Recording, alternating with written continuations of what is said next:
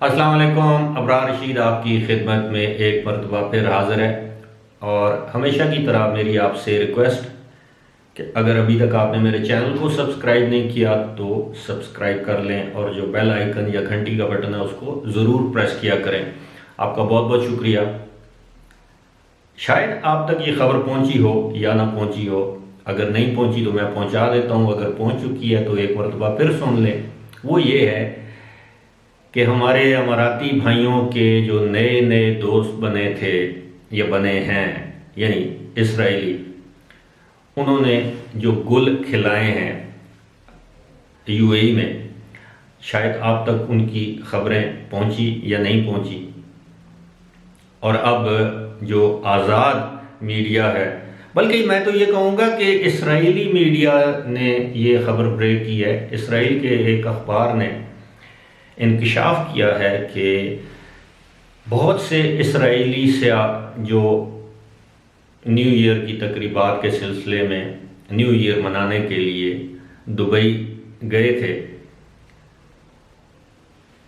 वो चोरी में मुलव्वस पाए गए। जी हाँ, और ज़्यादातर जो सयाह थे उन्होंने होटलों में चोरियां की और उनकी तादाद बहुत ज़्यादा है। इस हवाले से ये बताया गया है, अखबार ने ये बताया है, और उसके अलावा और जो ज़राए हैं, ये अखबारों में ये बात छप चुकी है कि जनाब ये होटलों में आए सयाह, उन्होंने होटल के कमरों में जो चीज़ें मौजूद थीं उनको चोरी किया।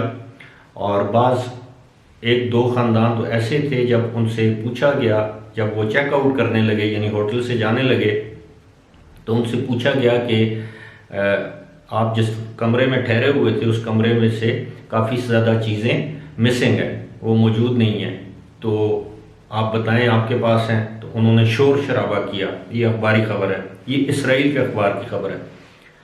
तो शोर शराबा किया, इस पर उन्हें कहा गया कि देखें, अगर आपने ऐसा किया है तो आप हमारी चीज़ें हमें वापस कर दें या अपने सामान की तलाशी दें। उन्होंने इस पर भी इनकार किया।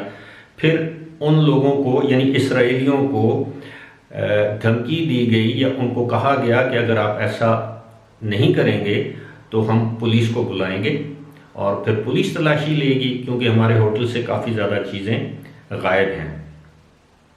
तो बताया ये गया है कि ये जो जिस वाक़े का मैं जिक्र कर रहा हूँ उसमें बताया ये गया है कि जब उनके सामान की तलाशी ली गई तो उसमें से होटल के अंदर इस्तेमाल होने वाली, इन कमरों के अंदर इस्तेमाल होने वाली मुख्तलिफ अशिया, जिनमें हैंगर हैं, जिसमें तौलिए हैं, आइस कंटेनर है जिसमें वो एक बॉक्स होता है जिसमें आप बर्फ़ रखते हैं, वो है, और ये जो कॉफ़ी के बैग्स और टी बैग्स, छोटी मोटी चीज़ें जो है वो उन्होंने चोरी की। और एक प्रेजेंटर है अब्दुल अजीज़ जो कि कतरी है, उसने एक वीडियो भी जारी किया और उसने ये दावा किया है कि जी इस तरह के वाक़यात दर्जनों होटलों में हुए हैं जहाँ पे इसराइली ठहरे हैं। और एक होटल के जनरल मैनेजर ने ये बताया है कि वो एक अरसे से इस होटल में, ये बुर्ज खलीफा के करीब एक होटल है, उन्होंने बताया है कि वो एक अरसे से इस होटल के जनरल मैनेजर हैं। बाज़ औक़ात हमें अपने जो कस्टमर्स हैं या गेस्ट हैं उनसे कुछ न कुछ शिकायत ज़रूर होती हैं, लेकिन ये पहली मरतबा है कि हमने देखा है कि इसराइली जो लोग हैं, जो सयाह यहाँ पर आए हैं, उन्होंने बड़े पैमाने पर होटल से चीज़ें चुराई हैं।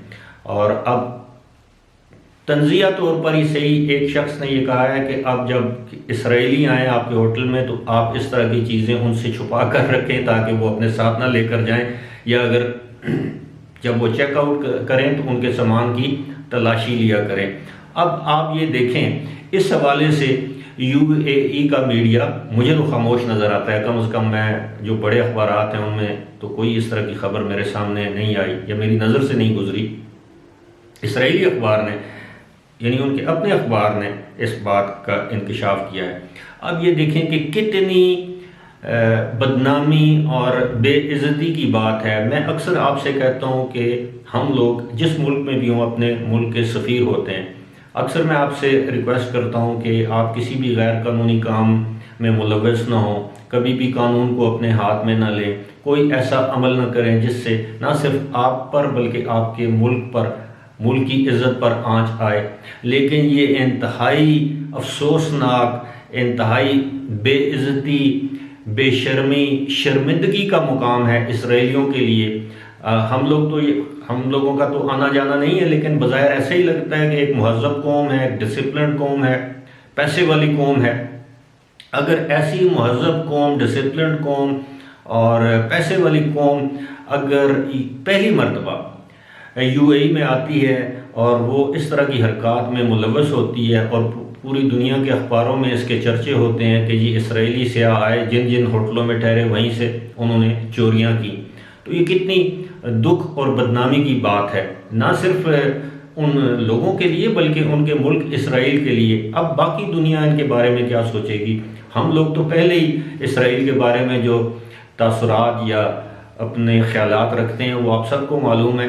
लेकिन अब क्या किया जाए, दुनिया है और जो नए दोस्त हैं हमारे दोस्तों के, उनके गुनाहों पर या उनके जराइम पर पर्दा पोशी की जा रही है। खुदा न खास्ता यही मुसाफिर गेस्ट इनमें से कोई पाकिस्तानी होता, इंडियन होता, किसी और गरीब छोटे मुल्क का कोई बाशिंदा होता तो अखबारों के सफ़ों के सफ़े भरे होते कि जनाब पाकिस्तानियों ने चोरी कर ली, इंडियंस ने चोरी कर ली, अफ़गानियों ने चोरी कर ली, ईरानियों ने, तुर्कियों ने, ये वो।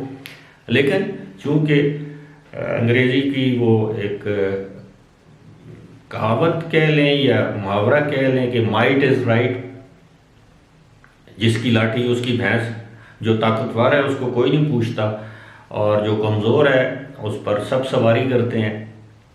दुख भरी बात है, मुझे ये बात करते हुए कोई सुकून नहीं मिल रहा। इस बात का ज़रूर इत्मीनान मिल रहा है कि कम अज़ कम ये एक्सपोज हो गए हैं, ये इनकी असल चेहरा दुनिया के सामने आ चुका है।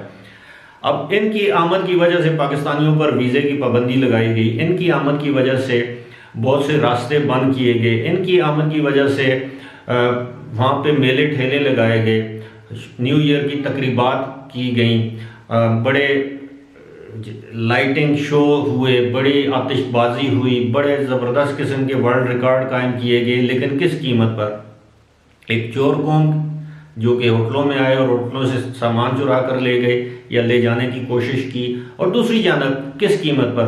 कीमत ये आखिर में आपने कीमत क्या अदा की है? कीमत यही अदा की है कि आज आपके अपने शहरी अमराती जो हैं वो इससे गुजर रहे हैं। ना सिर्फ अमराती बल्कि वहाँ पर रहने वाले दीगर गैर मुल्की अब वबा को जो भुगत रहे हैं। कल को खुदा न खास्ता लॉकडाउन हो जाता है, खुदा न खास्ता मेरे मुंह में खाक, अगर लॉकडाउन हो जाता है तो एक मरतबा फिर लोगों के कारोबार बैठ जाएंगे, लोगों के रोज़गार ख़त्म हो जाएंगे, लोग बेरोज़गार हो जाएंगे।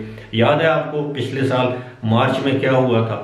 लॉकडाउन की वजह से सारी सनतें बैठ गई, सारी मईशत बैठ गई, सारे कारोबार तबाह हो गए, लोगों के रोज़गार चले गए, बहुत से लोग बेयार व मददगार हो गए और अपने अपने मुल्कों में सिर्फ एक शायद सूटकेस लेकर वो वापस आए। उनके पास खाने को कुछ नहीं था, रहने के लिए कोई जगह नहीं थी। तो अल्लाह ताला इस तरह की अफवाह से बचाए, ऐसे दोस्तों से अल्लाह हमें बचा कर रखे। मुझे दीजिए इजाज़त, खुदा हाफिज़।